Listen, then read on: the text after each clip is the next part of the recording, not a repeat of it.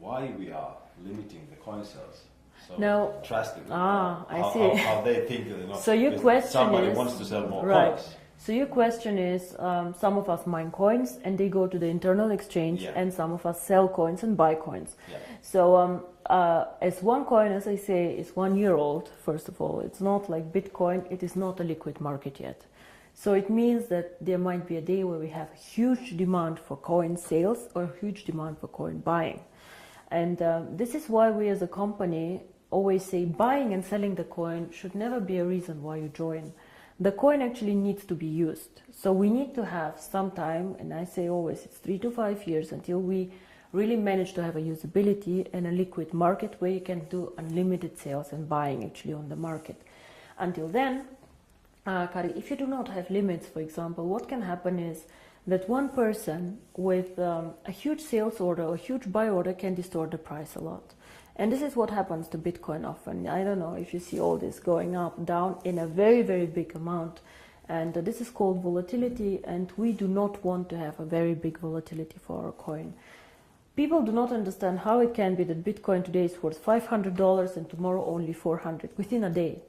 This is very disturbing, and if you are a merchant who takes Bitcoins, you don't want to have this.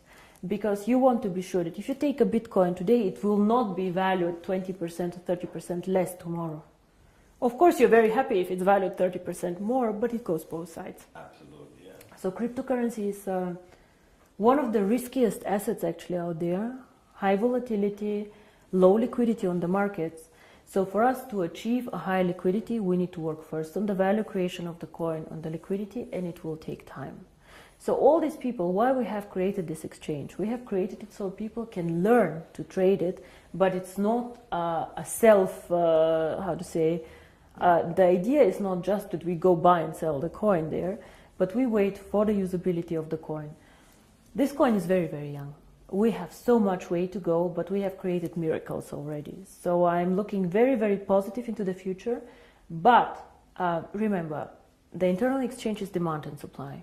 So you have to find somebody who wants to sell coins to buy, and the other way around. So the company itself is not obliged to buy back your coins or to sell your coins. If I don't have coins, I cannot sell them. Yeah? And as a company, we do not buy back the coins. So it's always you selling your coins to somebody else or somebody else buying from you. Don't forget also a bit the time differences. When China sleeps, you're awake, and so on. So sometimes, as I said, the market is not liquid and not efficient yet.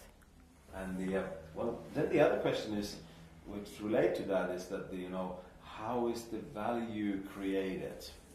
Now, there are two questions I think inside here. First is what is the value of cryptocurrency, and the second is how do we determine today if one coin is valued €1, €2, or €5? Yes.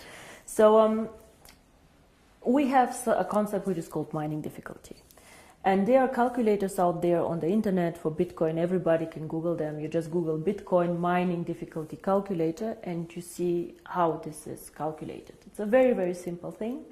You calculate, one is electricity costs for the mining, and the second is computer power. So to mine a coin, you need obviously a computer to do some calculations and electricity to get the computer running. So depending on these two things, the mining difficulty grows or goes down. It goes both ways. It can go up, it can go down. The more miner join, however, the more people who want to mine, the higher the mining difficulty goes. Because more of them are in the pools. And this is, of course, what happens to OneCoin. So you can simulate this with these calculators. It's nothing that OneCoin invented. And this is how we today measure the value of the coin. Yeah? So we say if it costs us €5 to create the coin due to electricity, the servers and the computer power, this is what we think is the appropriate price.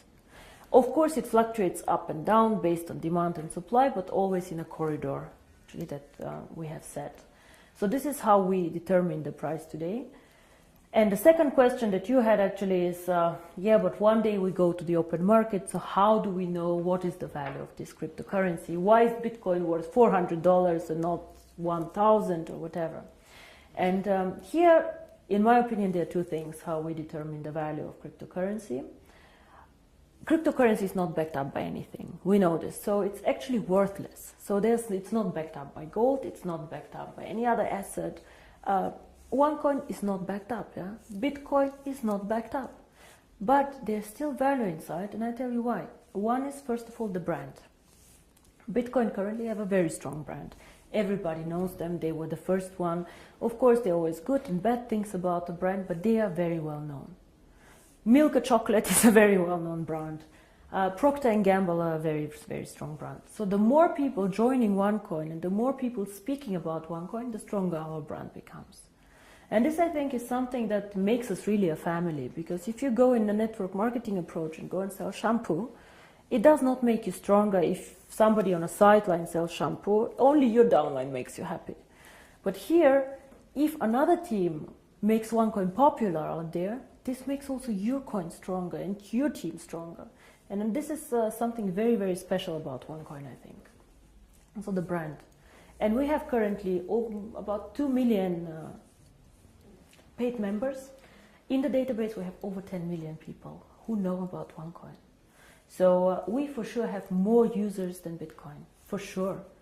We are different, we are in a different system, but there are 2 million people who tomorrow could start using the coin if we want to. And this is great. So this is one part of the value, but most people use Bitcoin currently as value storage, like gold. I put it in the safe and I keep it there, which is okay, but a bit of a dangerous concept. Everything that goes up can also go down, and you're not special.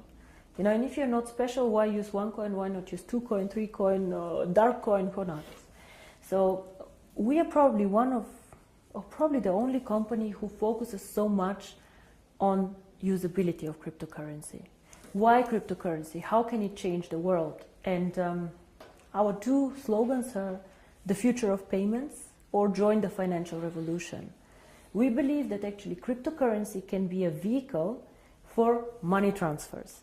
So for example, as you do Western Union transfers, you can use cryptocurrency to do a transfer. Fast, borderless payments. And there's a huge demand for this. 2 billion of people have no bank account. 2 billion. Of course, we cannot capture all of them. But again, if we capture only 10 million or 100 million people, it's a network. It grows so fast. We see what happened, you know. December 2014, I was sitting at my desk and I had a bet with Per Carlson, who is not here anymore, if we will manage to have 10,000 people. And we did a huge celebration with 10,000 people. Today we have 2 million after 12 months. It is incredible, and this is the network effect. The more people know about Onecoin, the more they will come and the stronger the brand becomes.